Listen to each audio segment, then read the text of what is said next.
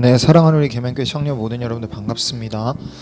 화요일 수입 모닝 리딩 지저스 사무엘하 5에서 8장을 여러분이 아마 읽었을 것 같은데 범위에 대한 내용을 조금 나누도록 합시다. 여러분이 이제 5에서 8장을 읽으면 언약의 어떤 두 축을 만날 수 있습니다. 제가 어제도 강조했듯이 잘 생각해 보면 언약 사상은 크게 두 틀로 제가 이루어져 있다고 몇 번을 강조했던 것 같아요. 아마도 리딩 저스 끝날 때까지 강조할 것 같은데, 언약은 크게 두 틀로 이루어집니다. 첫째는 여러분이 알고 있는 것처럼 은혜 언약, 하사 언약이죠. 근데 이제 두 번째는 뭐냐면 종주권 언약. 그러니까 언약이 어떻게 반응하느냐에 따라 결과가 달라지는 게 이제 종주권 언약이라고 제가 표현을 했습니다. 그럼 내용을 좀 살펴보면 지금 사무엘상하에 걸쳐서 특별히 6장까지 사무엘하 6장까지 펼쳐지고 있는 내용은 종주권 언약에 대한 게 매우 강조되고 있습니다. 그러니까 인간의 반응에 따라 결과가 달라지고 있는 것들을 명확하게 볼 수 있는 것이죠. 자, 좀 생각을 해볼게요. 어떻게 그게 가능한지. 여러분들 보시면 5장, 여러분이 이제 5장하고 6장을 보시면 5장에 하나님께서 먼저 예언하신 대로 다윗이 왕이 됩니다. 그러니까 여러분 먼저 나오고 있는 건 뭐냐면 분명한 은혜 언약이죠. 하나님께서 다윗을 그저 왕으로 세우시죠. 기름 부으신 사람을 드디어 하나님의 예언과 인도 속에 왕이 되었습니다. 자, 그리고 나서 그가 어떻게 하냐면 다윗이 블레셋을 쳐서 이기는 장면이 5장에 보면 나오는데, 그가 여기서 보면 19절에 이렇게 돼 있어요. 다윗이 여호와께 여쭈어 이르되 내가 블레셋 사람에게로 올라가리이까 라고 말한단 말이에요. 그러니까 블레셋 사람들이 이미 18절에 보시면 이미 르바임 골짜기에 가득했다 라고 나와요. 그러니까 올라가서 전쟁을 하는 게 멜레크 왕의 기본적인 책무입니다. 근데 다윗이 물어요. 그러니까 여러분 다윗의 마음이 누구를 지향하고 있냐면 하나님을 지향하고 있는 것을 볼 수 있습니다. 여러분 놀랍죠? 그래서 당연한 일도 하나님께 묻고 의논하면서 할 때 하나님께서 그에게 친밀히 하십니다. 24절을 보시면 뽕나무 꼭대기에서 걸음 걷는 소리가 들리거든. 제가 예전에 교수님의 강의를 들은 게 생각이 났는데 이게 이런 거래요. 저벅 발자국 소리가 들리면 이런 거예요. 그러니까 하나님께서 다윗과 매우 친밀한 관계 속에서 이것들을 말씀하시는 게 좀 느껴지죠. 자, 그런데 6장에 갑니다. 전쟁은 물어본 다윗이 6장에 보면 어떤 일이 벌어지냐면은 다윗이 언약궤를 다윗성으로 옮기려고 하는데 여러분 아는 것처럼 편안하게 이제 수레에 싣고 가려다가 우사가 그걸 막고 놀란 그 상황 때문에 수레에 이제 깔려서 죽게 되죠. 그래서 이제 거기서 베레스 우사라고 부르게 됩니다. 그러니까 여러분들 언약궤를 옮기는 일이 덜 중요하다고 생각을 했는지 그가 하나님께 묻지 않고 하나님의 뜻대로 하지 않으니까 다윗조차도 어떻게 되냐면 하나님께서 그에게 벌을 내리는 걸 볼 수 있어요. 그죠?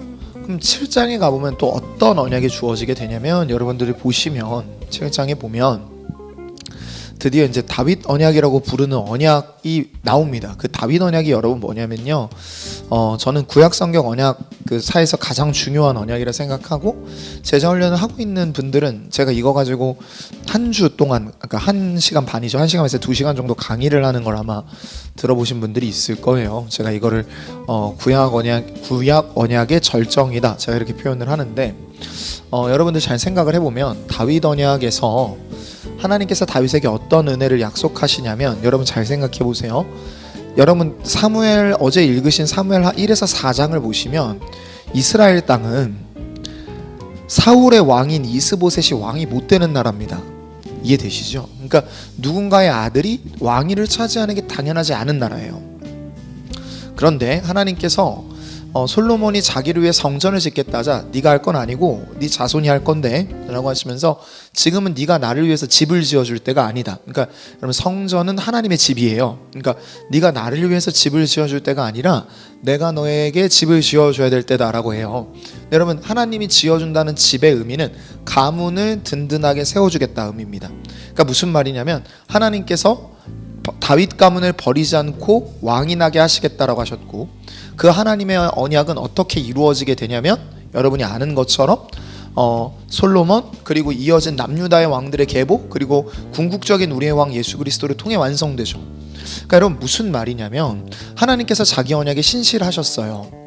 근데 생각해 보세요. 다윗이 잘 하건 못 하건과 상관이 없습니다. 여러분 7장을 보시면 다윗이 이렇게 말하는, 하나님께서 다윗에게 이렇게 말하십니다. 나는 그들에게 아버지가 되고 그는 내게 아들이 되리니 그가 만일 죄를 범하면 내가 사람의 매와 인생의 채찍으로 징계하려니와 15절 내가 내 앞에서 물러나게 한 사울에게서 내 은총을, 여기서 은총이 헤세드입니다. 은총을 빼앗은 것처럼 그에게서 빼앗지는 아니할 것이다. 그러니까 하나님이 무슨 말을 하시는 거냐면 내가 그를 너희 가문이 잘못하면 때리지긴 하지만 절대로 버리지는 않을 거야 라고 약속을 하시죠. 그러니까 다윗 가문이 버림받지 않는 근거가 하나 등장하게 되는 겁니다.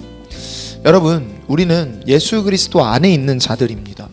그리스도 안에 있다라는 게 우리를 자유롭게 하는 것이 우리를 채우는 경험이 되었으면 좋겠는데, 다윗을 버리지 않겠다고 하신 하나님께서 로마서 8장을 통해서 어떤 언약을 우리에게 주시냐면 이런 말씀을 주십니다.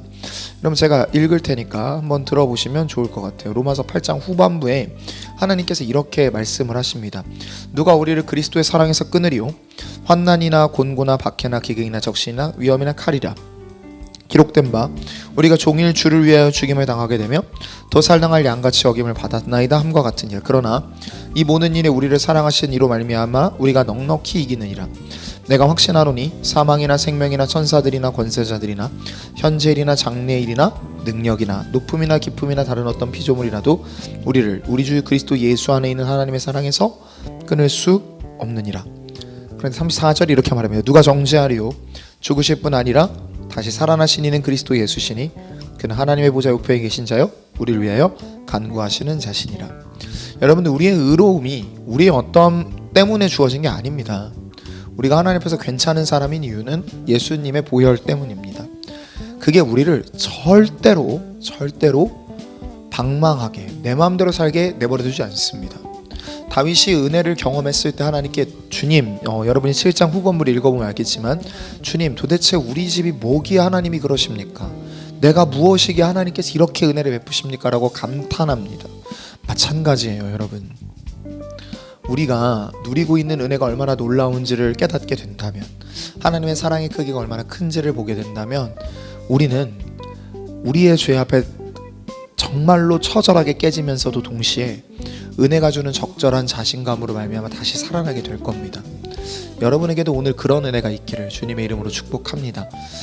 저녁에 부흥회가 또 있습니다. 여러분들 어려우실 수 있지만 한번 함께 하시길 바라고 기대하는 마음으로 여러분이 나오기를 또 축복합니다. 그렇게 모이고 함께 할 수 있기를, 또 오늘 하루가 여러분에게 그런 하루가 되기를 주님의 이름으로 축복합니다. 기도할까요? 하나님 감사합니다. 우리를 부르신 주님, 우리가 오늘 하루도 주님의 은혜로 살아내도록 인도하시고 주님의 뜻과 마음을 품고 살아내는 우리 모두가 되도록 인도하소서. 아버지께서 그렇게 인도하실 건 믿고 감사드리며 우리를 구원하신 나사렛 예수 그리스도의 이름으로 기도했습니다. 아멘.